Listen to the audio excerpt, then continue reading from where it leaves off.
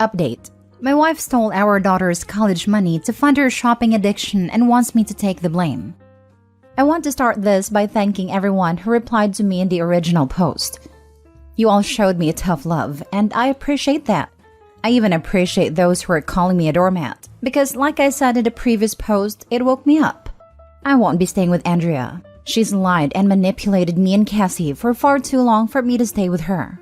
The fact that she stole from me, Cassie and Cassie's grandparents, makes this as close to unforgivable as it gets. The most wrong party here is Cassie. She has an amazing future ahead of her, and I refuse to let her future go to waste because my wife made such selfish choices. Also, I'd like to take the time to answer some common questions, some of which I answered in the original post, but I'll post again here so everyone can see it. 1. Over half the money in the account came from Cassie's grandparents, aka Andrea's parents, Cassie's bio-dad's parents, and my parents whom she also calls grandparents. This money came in the beginning, which is why I knew how much was supposed to be there. 2. I never handled the account. Although I claim Cassie as my daughter, she's only my stepdaughter officially. As such, her mother handles all financial matters related to her. I simply gave her money to put in the account, and she showed me probably doctored statements. My belief is that she pocketed the cash whenever I gave her money. 3. I did notice all the stuff she was buying, but she claimed that they were either on sale or because she got a work bonus. She makes a very good living, and I thought was responsible with money, so I said alright. I did ask her why she needed so many Christian Louboutin shoes. She shrugged it off, and although people can't wrap their heads around it, it's very easy to spend $170,000. 4. A large chunk of the money went to buy a Mercedes, which I thought was a lease. She had a 7-year-old Lexus that, according to her, her friends were laughing at. Keeping up appearances for her wealthy friends is very important to her. 5. Cassie and Andrea did not get along for a variety of reasons. Allegedly, Cassie takes a lot after her deceased father, and Andrea can't relate to her at all, or maybe doesn't try hard enough. Cassie much prefers me to talk to. We have parent/child boundaries, but Cassie considers me one of her best friends. Her words, not mine. 6. I realized taking the fall was her manipulating me. Plus, it would have opened me to a crap ton of consequences that I don't need to deal with. Plus, honesty is always the best policy. 7. I wasn't thinking properly in my last post and was afraid to be alone and single. I guess I have some issues being alone that I need to address. Plus, I really do love Andrea. We connect in a very deep way, but I'm still divorcing her. Oddly enough, a comment that senior homes have chlamydia outbreaks had me laughing and made me realize that I could date again at this age. Plus, you guys gave me some very nice compliments, so thank you for those. After my final updates on the original post, I talked to Andrea deep into the night. She went back and forth with me on admitting to Cassie what she did. She said that she, or even both of us, could get loans and take care of the money then. I said she had a problem and she needed to make amends, which was a talking point from here. When I threatened her with divorce, she agreed to tell her, so long as I don't divorce her. I guess she's afraid of losing everything. That afternoon, we sat Cassie down and told her the facts. She thought we were just kidding at first, but when she realized we weren't kidding, she got extremely upset. I'll spare you the details, but she and Andrea got into an extremely loud and vicious shouting match. Cassie called her some truly awful names, and Andrea, while she didn't curse back at her, tried to defend herself, but started getting angry at the names she was being called. They were so loud the neighbors called the police. I had to awkwardly explain the situation to them while hoping they didn't think I was some kind of wife beater. Cassie told Andrea that she never wanted to speak to her again, and that she never wanted a dime of her money and stormed off. I asked Andrea at this point to stay with her sister indefinitely while we give Cassie and me some space. She didn't want to go. She fought me to stay, but I told her me and Cassie needed time apart from her. So she packed her stuff and went to her sister's house. As for Cassie, she went to her room and locked the door. She let me in after I told her that her mother had left. She cried in my arms and expressed that her future was now ruined.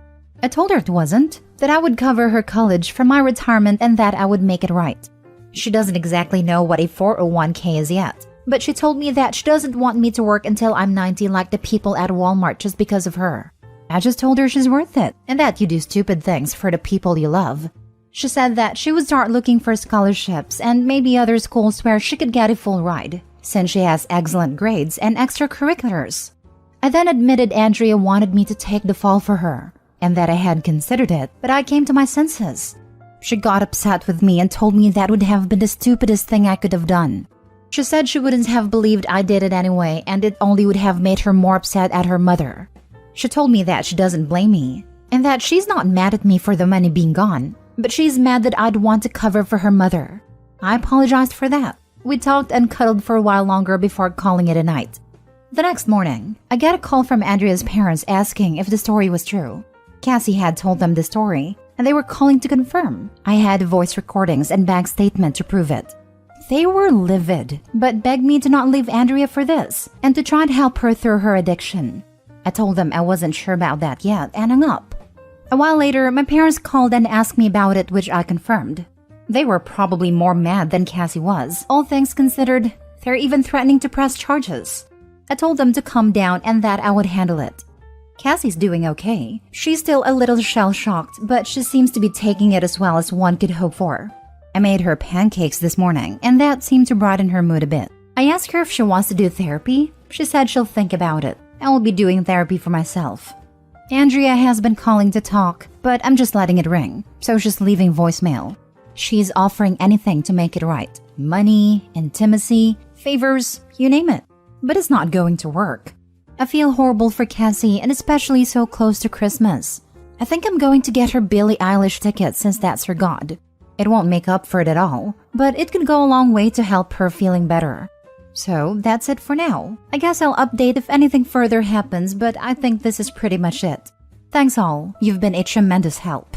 I forgot to add, I watched my credit like a hawk, so there was nothing suspicious there. But it's going to be locked. I'll be going to my accountant next week to have Andrea removed from everything meaningful. Life insurance, will, bank accounts, etc. And I'll be adding Cassie instead. I've started changing passwords and the like so Andrea doesn't have access. I'm stringing Andrea along with non-divorce until my accounts are secure. Also, from what I can tell, Cassie's credit is okay, but I'll be doing a deep scan and locking that as well. Now for the comments. Hold on. Do not cash in your retirement. You have other options to get probably most of the money back.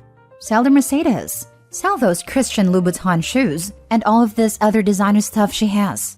Even Cassie has been suggesting other ways. She can probably get scholarship money. I think you're doing the right thing. Sell these possessions and do everything you can to not cash out your retirement. You have other options. She needs to sell everything to make partial things right. Even if she ends up driving around a Honda car or takes public transportation. Sorry, forgot to put it in the post. She doesn't want to sell her stuff and is just offering to get a loan. I'm proud of you, Opie, for being truthful to your daughter and recognizing how manipulative your wife has been. However, I'm disappointed to see you're still letting your wife walk all over you when it comes to taking accountability for her actions. According to your comments, you're willing to sacrifice your retirement plans because your wife doesn't want to sell the things she bought with the money that wasn't hers. Why does she get a choice here? She acknowledges screwing up, but doesn't want to actually make things right by her daughter? You need to call her and let her know that if she doesn't actually make a plan to pay back the money she owes, you and your parents will sue her. You need to make better choices for yourself and for your daughter. Maybe I'm wrong here, but I don't view it as her walking all over me. She's lost her marriage, her daughter, her family's furious with her, and her friends will likely drop her when they hear what she's done and realize she's not as wealthy as she appears to be. To me, that seems like real consequences. I'm a big fan of The Twilight Zone, and this seems like one of those endings where the person gets what they want, but doesn't realize what they had to give up to get it. She can have her possessions, it just cost her everything to get it. To quote Jake the Snake Roberts, she is a victim of her own greed, wallowing in the muck of her own avarice. Plus, she'll likely end up getting sued by my parents anyway. And if Cassie decides she wants her money, then I'll support her fully in getting it. My retirement will be fine. Let's just say my portfolio is very diverse and healthy. Plus, I have an inheritance. I'm not bragging, just stating facts. Plus, there is a chance Cassie gets a scholarship or assistance. Last story. My dad secretly got married on my anniversary and I'm pretty sure I made him cry. My dad, 52 male, got married on my 31 female, 4th year anniversary. That's not the part that I'm upset about. It's mildly irritating given there are 363 days of the year that aren't his children's wedding anniversaries. But the day itself isn't all that special to me. I do think it's a little weird to share an anniversary with my dad, but I have no emotional attachment to the day itself. I'm very close to my dad. Other than my sister, he's my best friend, or so I thought. He's been divorced from my mother for about 25 years and has sworn he would never get married again, because everything about the divorce in our childhood was traumatic for all of us. My dad's been dating Martha for about 5 years, and I don't think anyone in our family actually likes her. We tolerate her for my dad's sake, but she is selfish, spoiled, and self-centered. I could give you dozens of times when she has been a pretty terrible person, pushing children off floating devices at the lake because she wanted to use it, promising young children to take them out to a special event or trip without consulting the parents, and then last minute deciding she didn't want to, breaking those kids' hearts, manipulating my dad with her mental health and alcohol recovery to change his vacation plans of visiting me. I'm the only child who lives in a different state, to visit her family on the opposite side of the country, sending money to her daughter Denise when Martha didn't have a job. But once Martha got a job and my dad put his foot down and told her she can send her own money to Denise, she stopped sending any because she couldn't possibly send her own money. These are just a few. I could go on for hours about the things she's done. Among many instances of pure selfishness, no one can have a conversation with her for more than 5 minutes without her turning the conversation to herself and her daughter. Martha has 2 kids, but she rarely talks about her son. Denise is definitely the apple of her eye, and she is a carbon copy of Martha, with the exact same personality and entitlement. The only people who matter to Martha are Martha and Denise. One example of this was our trip to visit this summer. On our last day of our trip home, we wanted to have a dinner with my family, aunts, uncles, cousins, grandma, the works. But the only people who I was really adamant to be there were my dad, my siblings, and my grandmother. Trying to coordinate was difficult, but we managed to nail down a time right after my uncle got off work at 5 p.m. and before my sister went in for the night shift at 7 p.m. Martha threw a fit because Denise wouldn't be off work until 6 and wouldn't be back in town until 6:30, so she wouldn't be able to make it with much time to join. I made it clear to my dad, in no uncertain terms, that I didn't care if Denise made it, and that Martha didn't have to come either if she had an issue with me wanting to work around my sister's schedule more than anything else. The way I feel about their relationship is how I imagine my dad felt about every guy I dated in high school in my early 20s. She's not good enough for my dad, but he's an adult and can make his own decisions. I love my dad more than I dislike Martha, so I tolerate her in as small of doses as I possibly can. For whatever reason, she makes my dad happy, and that's the part that really matters. Now on to the main deal. They got married, despite literal decades of my dad swearing he never would again. The part that I'm upset about is that my siblings and I were given no heads up until Martha posted it on Facebook.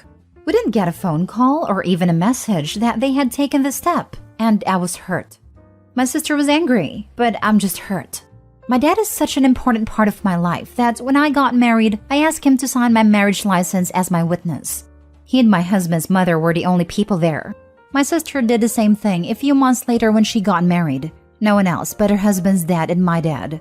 I wanted my dad to be a part of one of the most important moments of my life, but I feel like I wasn't important enough to be a part of his. But my dad being happy is really all that mattered, so I called him and congratulated him on getting married. I told him I was a little hurt I had to find out on Facebook of all places, but that I was happy he found someone that made him happy. He told us no one knew, except for Denise who signed the marriage license and my grandmother. This is where I made him cry, when I learned that Martha's daughter of all people not only knew about it before it was posted on Facebook, but also that she was involved. I lost it. I'd like to blame pregnancy hormones, but I can't because I'm sure I would have lost it even if I wasn't pregnant. I told him that having to have a witness isn't an excuse he can use, since they live in a state that doesn't require witnesses to a marriage license at all, and that this is exactly the reason I don't like Martha, because only her and her daughter matter, and to hell with anyone else's feelings. I told him that if the roles had been reversed, if I had gotten married, and he had found out via Facebook, he would have been hurt and felt excluded as well. We were video chatting and he was silent and I could see he was crying. I took a breath. I apologized and told him this wasn't what I called for, that I really just wanted to tell him I was happy for him, and that I'm sorry went off, but the damage was done. He wouldn't look at the phone. He just said it's okay, and then I said I had to go. I told him I loved him and got off the phone. I feel like a real a-hole. My husband says I'm an a-hole and have no reason to be upset. But that doesn't change the fact that I am, and I'm not even sure what I'm supposed to do about it. Now for the comments. To me, it sounds like your dad just always caves to avoid her wrath. A lot of people do that with narcissists, because it's easier to just go along with it than object. I doubt he was deliberately excluding you, but that's kind of the point. He isn't thinking about anything or anyone else other than keeping her from being mad at him. That's what I feel he does too. And he takes the blame for her a lot. Claims that he's the reason for certain actions when we very much know it was her. You shouldn't feel like an a-hole for sharing your feelings. Your father should know how this exclusion hurt you and your sister. Why is Denise more important than you and sister? How can he not see it's hurtful, mean, and shows where you stand in your relationship with him? Do not let him off the hook about how this behavior hurts. Martha is going to make a point to exclude you both every chance she gets, and it's obvious he doesn't give a damn. As a parent, I couldn't imagine letting my partner cut my children out of my life events in life. I'm so sorry, but you're going to have a sit down with him to tell him what you're willing to put up with. People's actions toward you mean everything, especially when it's a parent, and his actions are showing you both where you stand in his life. Good luck, and remember your feelings are valid. Thank you. I'm the same as you. I can't imagine excluding my kids from such an important moment. And this is such a stark contrast to how he has been the rest of our lives. Up until the last few years, he included us in everything, big or small. He fought so hard to stay in our lives, despite our mother trying to push him out every way she could, short of actual kidnapping. It's a huge change in him, and it hurts. I don't know if it's Martha, or just because we're getting older and have our own families, but it sucks. Your point was valid. If you got married and he learned about it on Facebook, he would be upset. You're his daughter, and it seems he is prioritizing Martha and giving in to her constantly. I'm sure that's hard to witness him getting taken advantage of over and over. I think you need to talk to him about your feelings. It is hard to watch for sure. I wish I had said something before now. I'm sure I'll talk to him someday about it, but I think I'm just going to take a step back for a little bit and go low contact.